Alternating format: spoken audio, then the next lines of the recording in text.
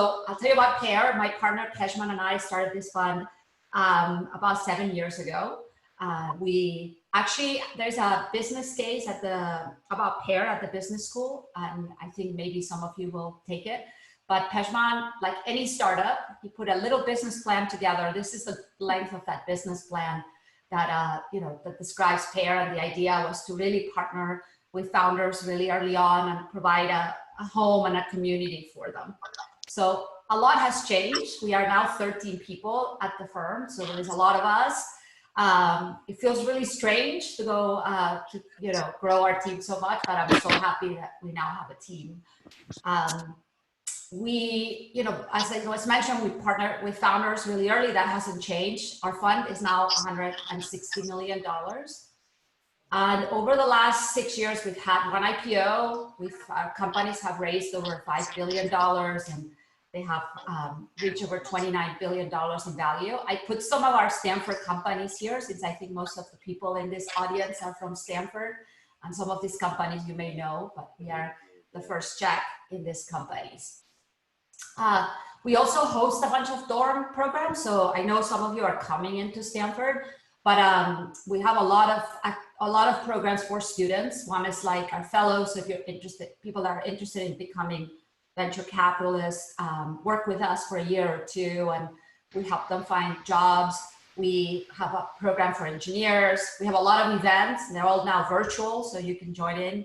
And we run a business competition, and then we run an accelerator in the summer that is very popular and small, but it's very, very popular, and a lot of great companies have come out of there. Okay, so let me tell you what we do. We consider ourselves the 0 to 1 investor. That means we help companies at the very, very beginning of their journey. So I like this picture. It's actually not mine. It's from Nikhil from Credit Karma, their head of product. But the idea is very simple. There's always a phase at a company where you start with nothing at 0, and you're going through these iterations until you find a product that somebody likes. We call this the drunken walk, and it really does feel that way for some of you. You might have gone through it. At some point, you build something people like, and then the work is to really figure out how to sell it. And we call that one. Once you have a product people like and they can sell it. And this really maps to different stages in fundraising. So this drunken walk is what happens when you raise a pre-seed. This kind of trying to figure out how to grow the business is called seed. And then when you get into hyper growth or growth, it is Series A.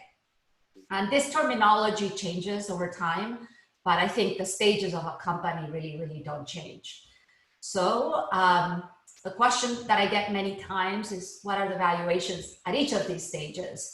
And the truth is that it depends. It really, really depends. There are median numbers for this valuation. So if you list the valuation, the stage of a company and where the what the valuations are, you will, if you use certain data, you'll come up with some certain median valuation. But the truth is that these numbers are all over the place. So these are data on about 100 companies that raise Series A. And you can see that, you can literally, if you're a hard tech company, it could be a 10x difference on your valuation at Series A, but the difference exists everywhere, and it's not rational in many ways. So my advice is to not get too hung up on that, since that just clearly exists. I think what determines these valuations for you guys to know is the founder background. So did you work at Google, or did you go to Stanford? If you're in a hot market, I actually had to change what the hot markets were, since now these hot markets are telemedicine or remote work or other stuff.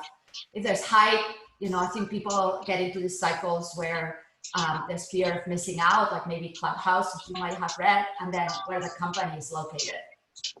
So this is sometimes what determines actual valuation of your company. But assuming none of this is there and you're a regular average company, the question is, what does it take to raise money? So I'm assuming some of you are working on this project and some of you want to raise money. and you may not have raised money already. So that's going to be my assumption. I'll walk you through what you need to do to raise the next steps, the next funding. So before you raise any money, the truth is that you don't have to get a lot done. Okay, you really don't need to get a lot done. There's about 3 things that matter when you raise that first money. The first is your team, right? So I think all of you are already amazing. So maybe you don't need to work that much on that. If there's a missing person on your company, you probably want to show that you can attract people. In terms of traction, people that give you your first check are just looking for what's an MVP. It doesn't have to be a software product that you've coded and it's perfect. It just have to be a rough MVP. And you have to tell a good story. And the story is really related to number 3, which is the least important at this stage, but it's in the back of investors' mind. And it's like, how big is this company? So I think the founder, the CEO has to show that they have the ambition to go after a big opportunity. So I'll tell you the story of DoorDash. They actually got a lot done before they had their first check. So they used to be called Palo Alto Delivery, and they had a website. This is what the website looked like.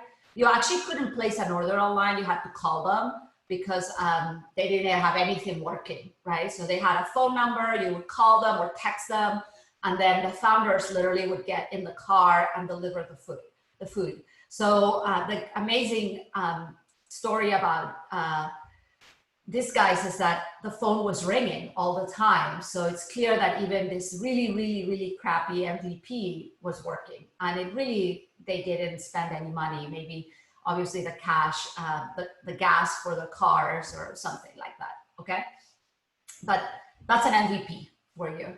Okay, now let's assume you get your initial money and maybe you're raising something like a few $100,000. And what's the next thing you need to do? You're going into this phase, which we would call 0 to 0.5. So there's very simple goal. You want to build a product that some customers love. They have to love. Love is really important. It's not just like it. They really have to love your product. And what is proof of customer love? That's what people ask all the time.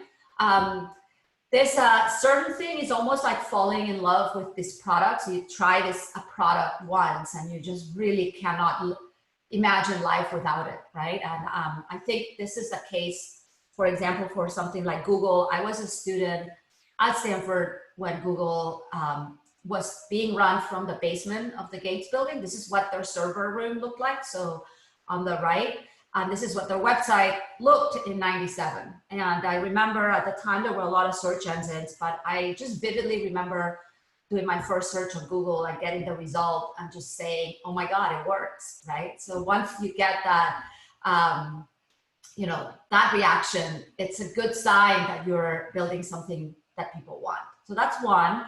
Second is like, people are, I don't know if you know of a company called Superhuman. It's an email client. I went onto their Twitter, and I tried to pull out like what people say on Twitter about them.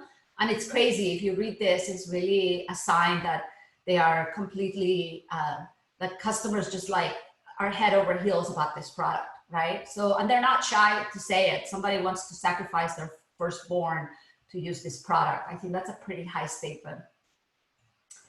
And the question is, all of these 2 things seem a bit subjective, right? So the question is, how do you measure it? I think at the end of the day, having data to back your, your statements makes a big difference. There's really 2 ways that you can use to measure this. One is something that has been invoked for many years. I see it less these days, but it's a simple survey that says, hey, you're a user of my product, how likely is that you would recommend my product to a friend or a colleague?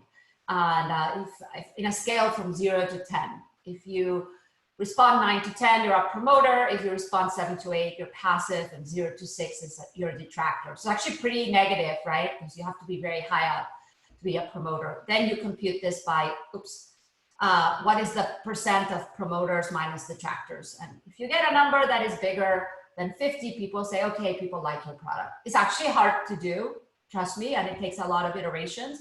but this is something you can do if you have enough users to try it, to ask this question. There's a second method people use, and there's a great blog that you can read about product market fit by also the founder of Superhuman, but it's an interesting method. You actually ask to your customers or to your users, they don't have to be customers, how would you feel if you could no longer use my product? Very disappointed, somewhat disappointed, not disappointed, or I don't use it. So the goal is, can you get 40% of people to answer A, which is very disappointed. And again, that's really, really hard. But that's that's the measure of like somebody really likes your product. And this article, if you actually go read it, explains that when you first build your product, you rarely get to 40%, right? You make maybe 1 out of 5 or 1 out of 10 people really like your product. And then the question is, how do you grow that number from 1 out of 10 to 4 out of 10 or maybe higher, right? If you read that blog, it basically, the idea is you focus on who loves you, you iterate the product for them, and you keep getting more of those customers. So again, highly recommend you read it. Okay, so in summary, I think the advice I would give you, if you're going to raise a little bit of money and you want to get to the next stage, is you have to have this experiment mentality in your head. You're going to run a lot of hypotheses, measure, and iterate. You don't have to build the most sophisticated thing. It's really like simple is okay. And you have to ignore fake signals. There's a lot of fake signals in the world, like, how many employees I have, or how much money did I raise, or am I on Twitter, or am I in some speaking engagement? None of that stuff matters, just whether you have super happy customers. Okay, so now I'm gonna move to the next stage, which is seed. And the question is now, when you go out to raise a seed round, which might be something from $2 to $4 million, so it's substantial, where should you be? So, like as I mentioned, fanatic users, people tend to have a little bit of revenue. It's very wide. You don't have to have revenue, but it's nice to have a little bit of revenue. Not much is okay. And then you have to have a clear path on how you grow your company into something more substantial, like 2 million in revenue. You should have your team ready. So during that pre-seed stage, you probably have built your minimum viable team. That's what I call it, which means like, hey, maybe I was missing an engineer, or maybe I was missing somebody that understood design, and you pull that together. And again, same as before, you guys have to speak as this is a big opportunity. So just to keep the story, for DoorDash, the first, when they raised their seed, they already had, they had a website, and you could order from the website. They were doing Palo Alto and Menlo Park rather than just Palo Alto.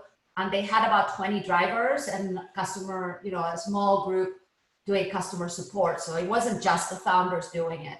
And when I did their diligence, I walked down University Avenue and I talked to maybe 20 restaurants, and consistently every restaurant was like, oh my God, this is the best thing that's ever happened to me. It's a great product and I'm getting all this additional revenue. So that was very clear to me. And then when we looked at their data, there was a certain percentage of their users that were using DoorDash several times a week. And it wasn't just that they had a lot of users placing orders, it was that they had, this kind of fanatic users. So, and this, they spend very little money doing this.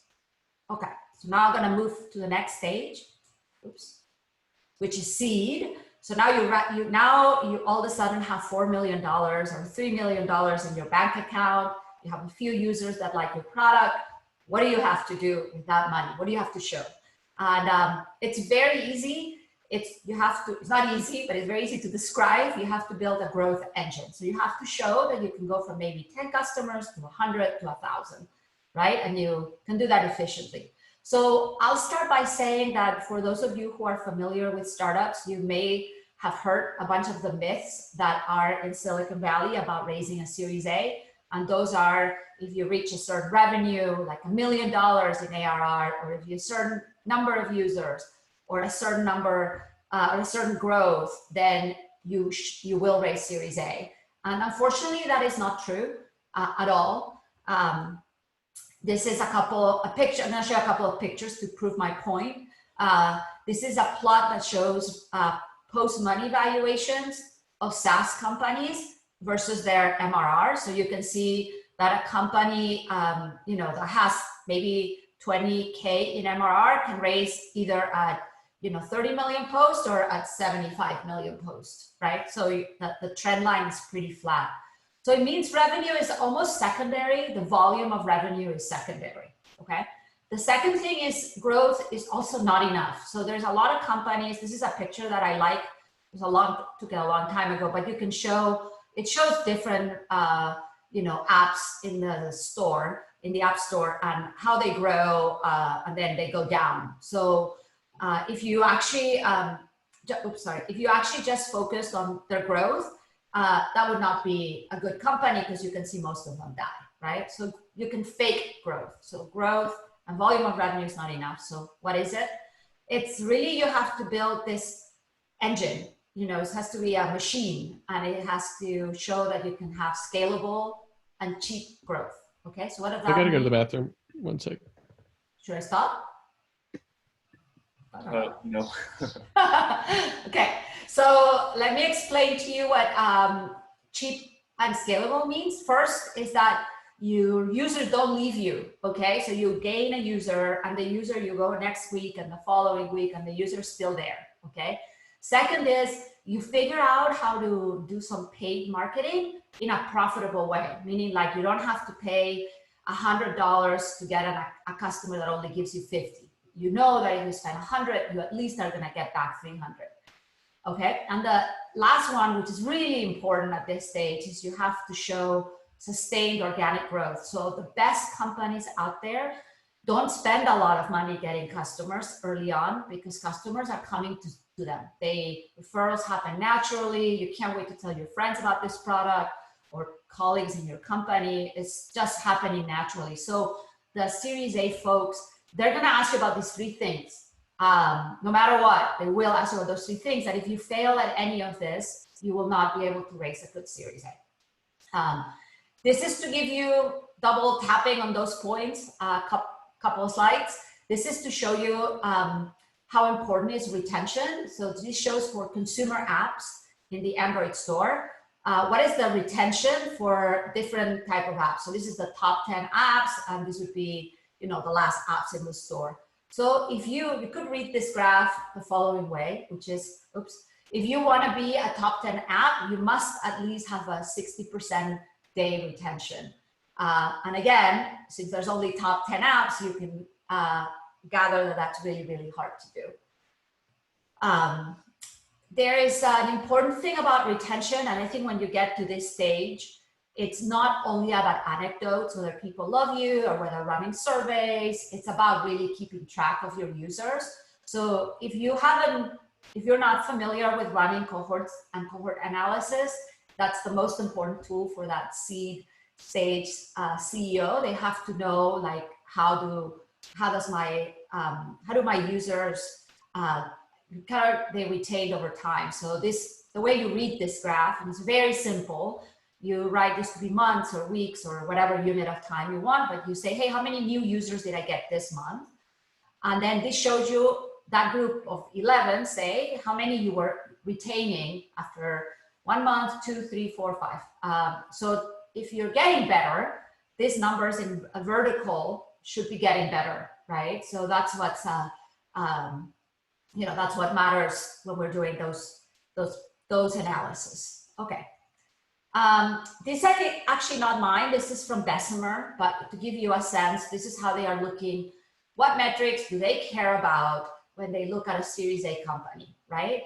So they have this thing called resting growth rate. So resting growth rate is like your organic growth. So this is not your paid advertising. This is, hey, if you did not spend any single dollar on marketing, would you still be growing or not? Or would you die?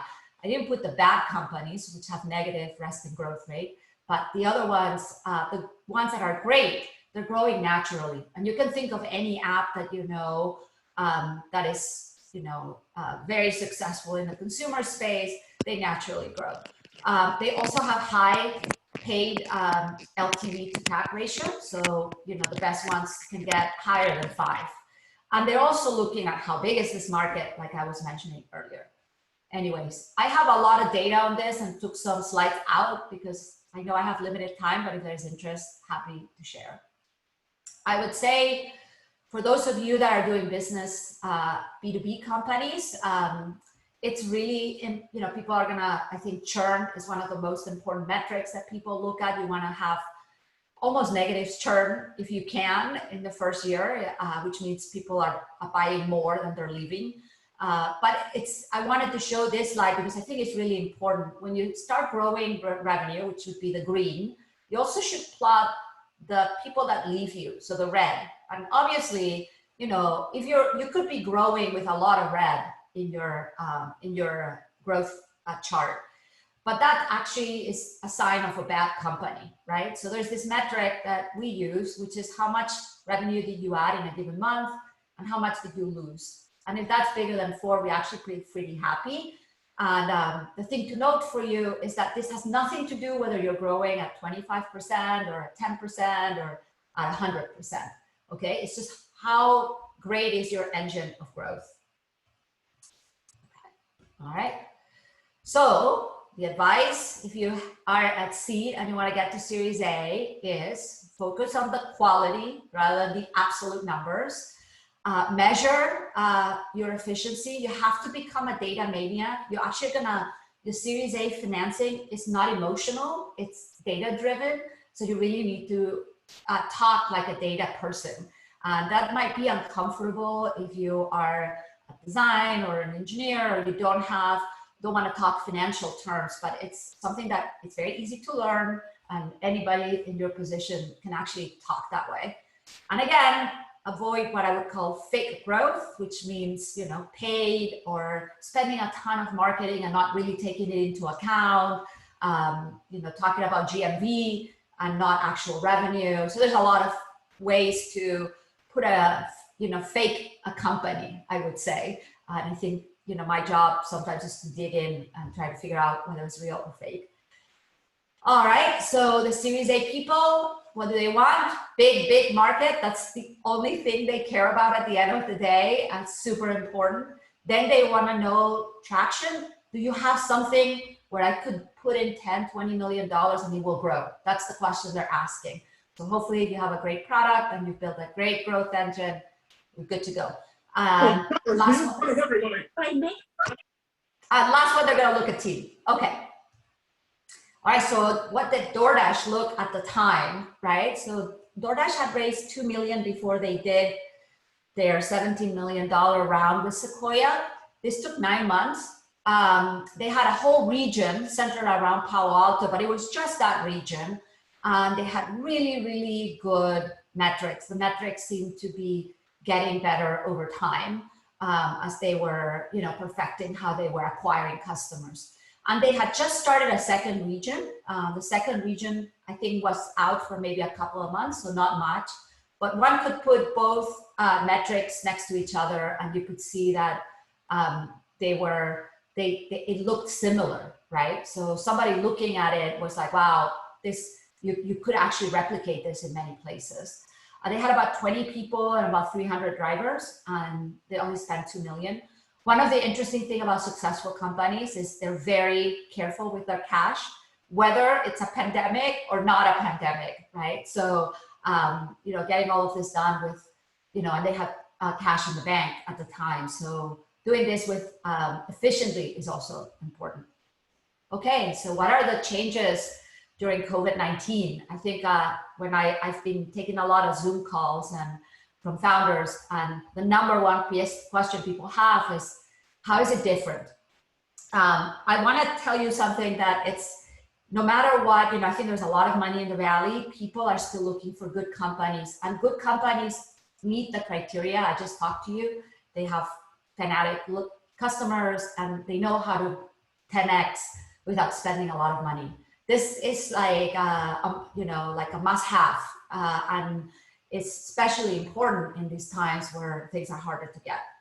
So want to start with something positive, which is this too shall pass. So I think eventually we will go back to a restaurant and all of that. You know, it's unclear when, but this too shall pass.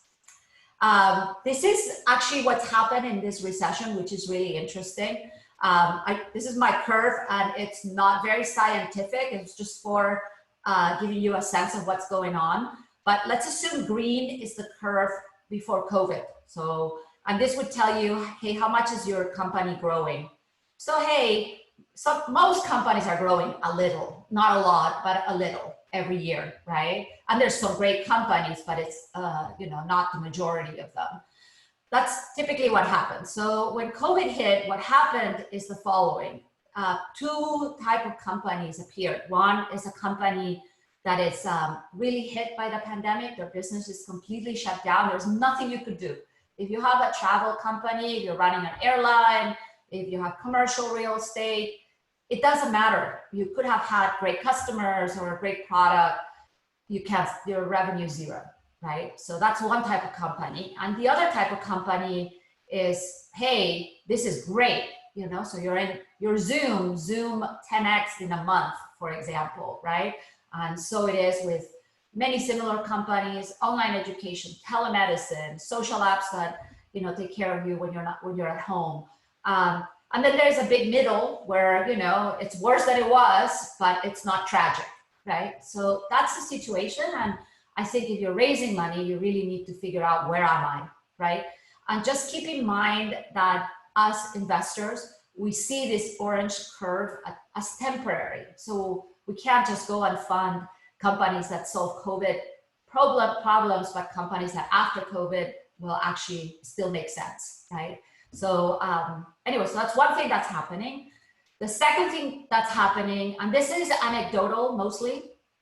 I didn't put the sources here, but there's a bunch of blogs out there and surveys of people telling their stories, but I think the valuations are roughly 20 to 30% lower, roughly. And this is anecdotal, based on anecdotes, I would say. So it's definitely not scientific. I think the number of companies happening maybe 30% lower, and this may be lower in the next quarter. It takes longer to close a deal because you could be a very charismatic founder, show up at my office, and I could be like, wow, amazing. But right now, I'm not seeing you in my office. I'm investing in 2D. That's what I say. So I've lost one dimension of you. That makes things harder. So you have to take more meetings over Zoom and you know, do a little bit more homework. There are some data from Q1. Q1 only has 2 weeks of data, you know, so really it's so early. We have to wait until really July, the first couple of weeks of July, people will put out Q2 data. But you can see that things are going a little bit down. I think nobody did any work for 2 weeks in March.